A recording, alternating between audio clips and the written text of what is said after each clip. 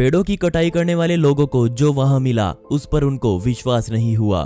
बेशक दुनिया में ग्लोबल वार्मिंग बढ़ती जा रही है, लेकिन फिर भी दुनिया में ऐसे बहुत से लोग हैं जो हर रोज पेड़ों की कटाई करते हैं। वो अपना पूरा दिन लगाते हैं पेड़ों की कटाई में और फिर उन पेड़ों को सुरक्षात्मक रूप से मशीनों तक पहुंचाया जाता है।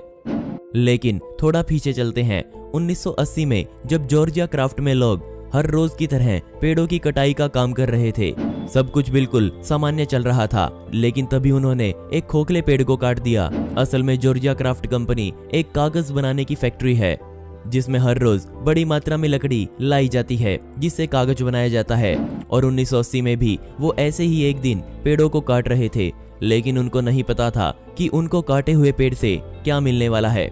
अमेरिका में उगने वाले चेस्टनट के पेड़ बेहद तेजी से बड़े होते हैं, जिस वजह से ये पेड़ों की कटाई करने वाले लोगों के लिए खजाने जैसे हैं और इसे पूरी दुनिया में बड़े चाव से उगाया जाता है। हर रोज की तरह उस दिन भी पेड़ों पर निशान लगाए गए जिनको उस दिन काटा जाना था और सभी कारीगर अपने काम पर जुट गए।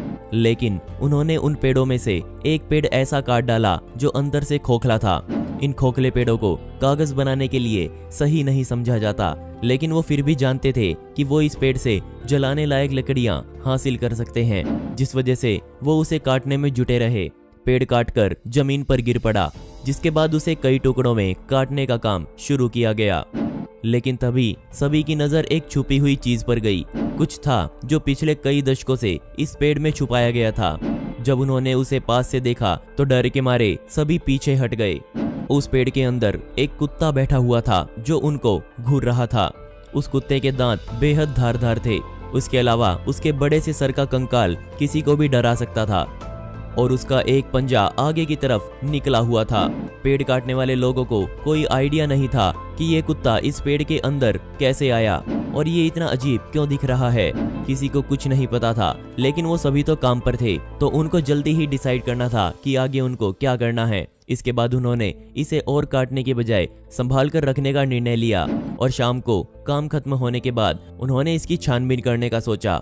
इस खोज के 1 साल बाद जॉर्जिया में एक नया म्यूजियम खोला गया, जिसमें जंगल से जुड़ी चीजें लोगों को दिखाई जानी थी। और जॉर्जिया क्राफ्ट कंपनी ये जानती थी कि 1 साल पहले की गई खोज के बारे में इस म्यूजियम से अच्छा कोई नहीं बता सकता।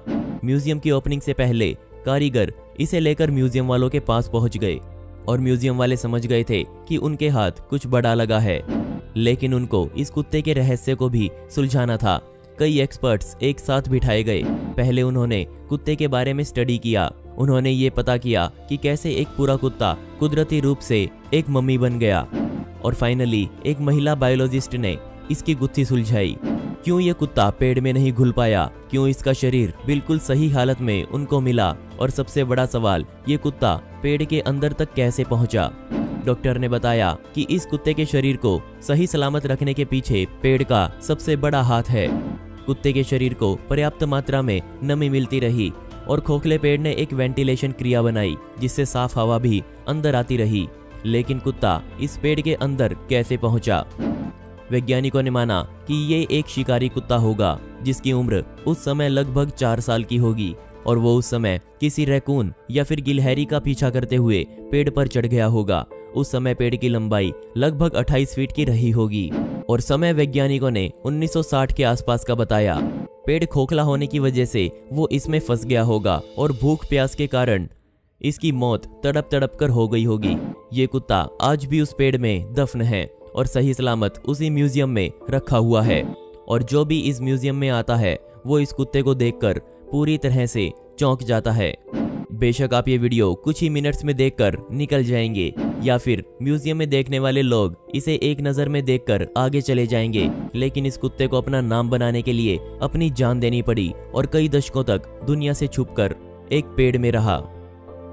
चलिए बात करते हैं एक कैबिन की, जो रहस्यमय रूप से जंगल में पाया गया। कैलिफोर्निया के जंगलों में सफाई कर्मचारियों को पेड़ पर बने हुए कुछ अजीब निशान दिखे, लेकिन इसका मतलब वो समझ नहीं पाए।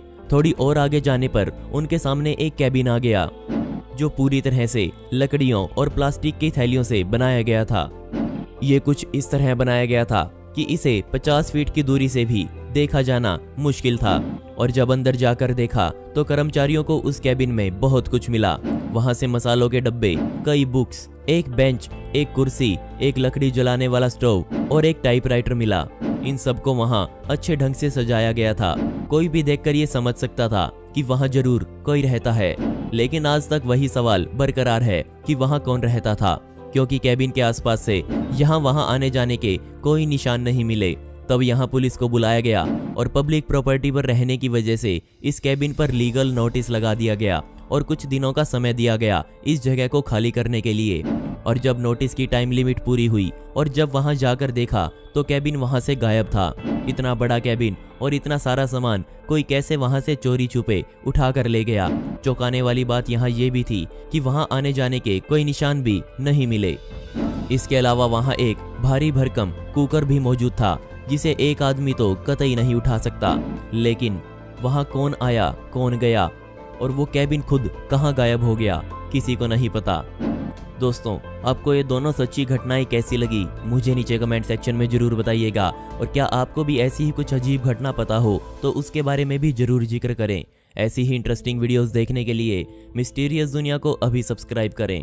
मिलते हैं अगली वीडियो में। यह वीडियो देखने के लिए धन्यवाद।